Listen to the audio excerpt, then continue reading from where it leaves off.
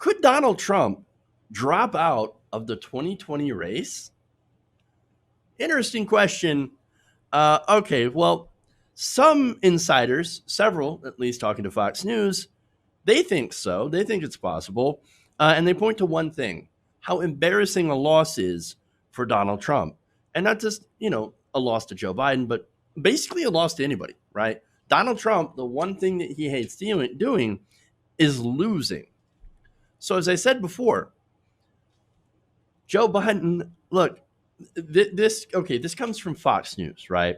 And they cited a bunch of GOP insiders who were concerned about Donald Trump's reelection. Why? Because Joe Biden has quite a big lead on Donald Trump in a lot of different places and nationally. In fact, he currently holds an average lead of about 9 points over Donald Trump, according to a 2020 tracker poll by Real Clear Politics. That's not a small lead. That is fairly significant. That is larger than the spread that they had back in 2016. Now, Hillary Clinton, I remember back in 2016, right, where Hillary Clinton had a fairly small lead against Donald Trump. It was about 2 to 3 points, right? And so, a lot of the polls, again, the averages showed her up by about 3. She actually won by about 2% in the polls. Again, since our system is archaic and was designed, of course, during the time of slavery with the Electoral College and all that stuff, Hillary Clinton did not get the win. But she did actually win the popular vote by about 2%. And so the polls, look, I remember, and I've fallen, kind of victim to this by pointing out like, oh, no, I think that the polls have been way off. They're not as actually far off as we tend to make them out to be, right? They were off by about, 1%, which, again, margin of error, right? And look, swing states as well, they were off, but not as much, as I said, as people make it out to be.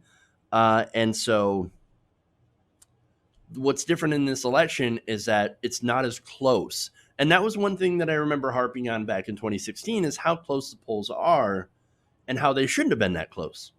And that was like the main takeaway is, why is it so close when you have monstrous person A versus, even more monstrous person B, I guess I should say. And so, that was the main takeaway there.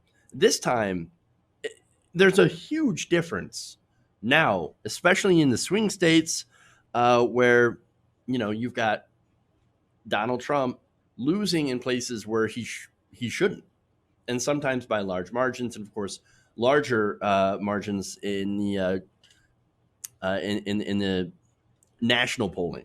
All right, so anyway, let me give you some examples. Right, in some of the states, in Ohio, swing state, Trump and Biden are actually in a dead heat.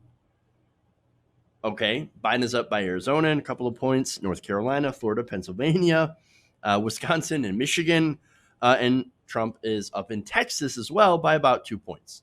So some of the leads in those different states are varying between a couple of points and much larger margins. But that's got the Trump campaign a little bit concerned. Let's just say a little bit concerned, right? So now understand caveats. Anything can change. That lead could disappear. It could narrow depending on what happens. But what's been interesting about this election is that generally it's kind of been steady. Yes, Biden has increased his lead. It has widened because of a couple of different factors. But generally, Biden has been doing better than Donald Trump. And that lead has only gotten bigger. So it so far has continued to hold, right? And again, I mentioned a couple of different factors, and here's one of them. Donald Trump is running the same kind of election strategy against Joe Biden that he did against Hillary Clinton, right? And so that the thing is that Joe Biden is not Hillary Clinton. I don't know if you noticed that. They're not the same people. Now, understand, like, yes, they have similar policies, right? And so for people like me, I can look at Hillary Clinton, I can look at Joe Biden and be like, no, here's the policy differences, and here's where they're the same on policy. And generally, they're a lot alike. They're running the same kind of, like policy positions, and they're not progressive, and they're more establishment, maybe a little bit of change on the outside, along the margins, along the fringes, etc. But that's for people who pay attention. I have to get past this notion that every person pays attention to politics as much as we do. We don't. We don't. And so, understandably, like, I have to realize that there are people out there that are not as into politics, that are outside of this bubble that we have in not only news but independent media as well, and the people that are just more interested in politics. So there's a lot of things that we know that people don't.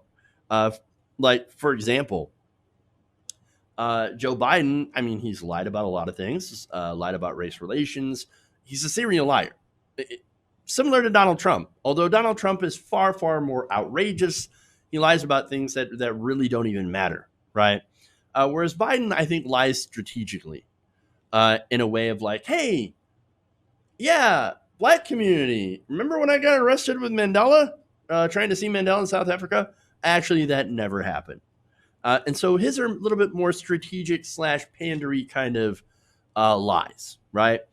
So they're more your normal politician lies, where Donald Trump's like, did you see my crowd size? It was so big. No, it actually wasn't. And we have proof of that. We have pictures. We have all that stuff. They're fake news. Okay, anyway, there's that difference, right? And so Biden's got 1,000 problems, which, of course, look, I'm not a Biden cheerleader, which is why I'm pointing this stuff out. He's got some serious policy problems. He takes corporate money. Again, caught lying. There are allegations of sexual assault against him, all that stuff, right? He's not, at the same time, he's not Hillary Clinton, right? Which a lot of people are looking at some of the surface issues, right, with Joe Biden and saying, well, he's different than Hillary Clinton because I remember him as Obama's vice president, and we like that. We just want to go back to that. We just want to toss Donald Trump out of office. And that's why I keep saying, like, this isn't Joe Biden. He's not going to win. Trump is going to lose. And there is a clear difference between those two things. People are not going to vote for Joe Biden because of Joe Biden. They're going to vote for Joe Biden because, well, that's the guy who's going to toss Donald Trump out in his ass because we're tired of this guy. Like, get the clown out of office. That's it. So another factor, of course, that has led people to make that decision, has actually led to Donald Trump falling even more in the polls than he was before, is coronavirus. I mean, coronavirus and Donald Trump's disastrous response, including the economic response and only giving people a $1,200 paycheck, only a one-time $1,200 paycheck, and giving massive amounts of money to corporations, has led to, again, a gigantic loss in confidence. And then what's really dug into his base is, well, the fact that he basically has made the argument of sacrificing old people to, help the economy reopen, which has led to a loss in support from older white people. Again, maybe that's not a good idea to say, oh, let's just sacrifice grandma and grandpa to the economy so that my stock portfolio can rally. A lot of them took offense to that, right? But it's not just that, though, because coronavirus has been here for a while, right? But he really didn't start seeing a more precipitous drop in the polls until the protests against the killing of George Floyd. And so polls from all polling organizations now show high levels of disapproval over the president's handling of not only coronavirus, but the mass protests calling for racial justice. In fact, here's a Washington Post poll, a Washington Post Ipsos poll, finding that 36% of American adults approve of Donald Trump's handling of the protests, while 62% disapprove. So I think those protests in Black Lives Matter, in the killing of George Floyd and the killing of Breonna Taylor, and just all the numerous cases that we've had of police brutality and police violence, and then of course the police backlash to these largely peaceful protests, where protesters would be attacked with tear gas and rubber bullets and all that stuff, which would then lead into riots. A lot of people didn't like that. And now a lot of people are like, no, we're in favor of the protesters. We hate the fact that Donald Trump has responded to these protests in the ways that he has. And so the polls reflect that. And now, as far as coronavirus, the same New York Times Siena College poll found that 58% of Americans disapprove of his handling of the coronavirus outbreak, while only 38% approve, the worst ratings since the crisis began. Those are absolutely disastrous numbers. Donald Trump has united the country against him. That's it, right? So let me go to one anonymous GOP operative telling Fox News, quote, "It's too early, but if the polls continue to worsen, you can see a scenario where he drops out." So now we're talking about Donald Trump dropping out because of these disastrous poll numbers. So a lot of deep concern. Now, a lot of these conservatives talks to Fox News reporter Charles Gasparino. Now, this is somebody who is not, an anti-Trumper or a never-Trumper, right? No, he's a pro-Trump Republican. And yet he's making this report and saying, look, I talked to major players in the Republican Party, and this is what they're saying. And it's not good. Another of the GOP sources cited in the report said the likelihood that Mr. Trump would drop out, quote, "I've heard the talk, but I doubt it's true. My bet is he drops if he believes there's no way to win." So I guess apparently to them, there has to be even more of a polling drop for Donald Trump and to lose more of his base before he would drop out. So that's interesting. What do I think about this? Again, that's what they're saying in the report. That's the polling numbers. That's the situation in the election. I'm skeptical, right? I have to approach all of this with a little bit of skepticism and to try to be more objective. Do I think that Donald Trump is going to drop out? Not definitively, no. However, given how 2020 has shaped up, it wouldn't be the craziest thing I've ever seen, right? I mean, what we know about Donald Trump is that he hates to lose. To him, being a loser is the worst thing that could ever happen to him. I guess aside from losing his money, but at the same time, that would also feed into being a loser. Again, Donald Trump believes that his money is a status symbol. If you're a wealthy person, then you're a winner. If you're if you're poor, if you don't have money, then obviously you're a loser, right? And so that's what he believes. That's his core philosophy. I'm a winner because I'm rich. You're a loser because you're not. And if you're to lose your money, if you're to lose your status, if you're to lose your election, well, then that makes you a loser and you suck. And so that's how he sees the world, right? And so any electoral loss, it doesn't matter to who, would be absolutely devastating to the worldview, to the ego of Donald Trump. And so that's why you see already him laying the groundwork to blame voter fraud, mail-in ballots. He says that's the biggest fraud in American history. Well, wait a minute. What happens if you win? If you do end up, if you continue to run and if something changes and you end up pulling a victory, which certainly also could happen, wouldn't be the weirdest thing to happen in 2020. But what then? Oh, was it voter fraud? Or was there no voter fraud? That makes me think that he's looking at his internal poll numbers and is in a panic. It's just like, oh, I don't know. I guess it must be fraud. I mean, voter fraud, mail-in fraud, all this stuff. I didn't lose because, again, he cannot admit to being a loser. And so it's almost as if he's already resigned to doing that and trying to blame it on someone else. Again, remember that recent interview where he had, I guess it's sort of a slip, where he said Joe Biden will be president because some people, I guess, don't love me. There was that. It's a hell of a thing to say, right? I think look, there's compelling evidence on both sides of this issue where Donald Trump, again, he didn't drop against, even though polls showed him losing against Hillary Clinton. And so there's that, obviously. And so that's compelling evidence on one side. But also there's Trump ready to blame the loss. But again, he did the same thing back in 2016. But then there's the issue, of course, would he take his ball and go home?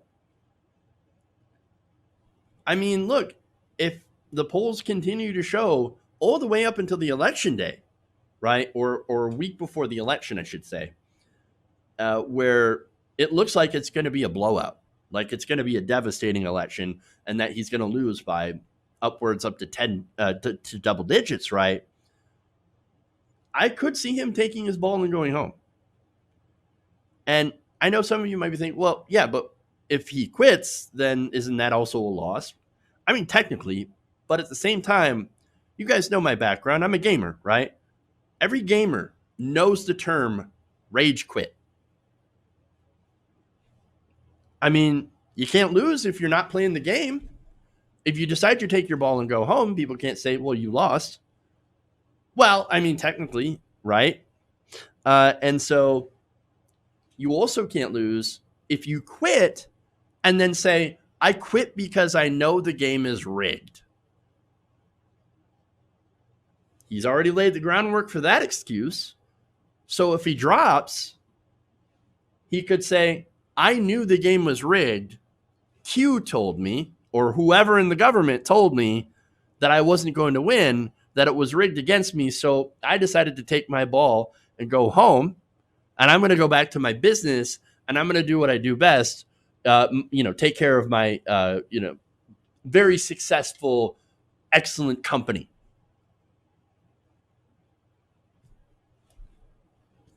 I don't know. I don't know if that'll happen. Maybe I just convinced myself that it's on the table. But, the effect that would have, by the way, if that happened on the Republican Party would be devastating. I mean, a lot of these Trump voters would probably stay home depressed. And you could end up seeing a landslide like we've never seen before. I don't know. Speculation. All of this is speculation, right? But I think the fact is that we do see that Donald Trump is in danger of losing his reelection. And of course, just like with Hillary Clinton, his campaign is going to die a death of 1,000 cuts. And a lot of them are going to be self-inflicted. Donald Trump knows this.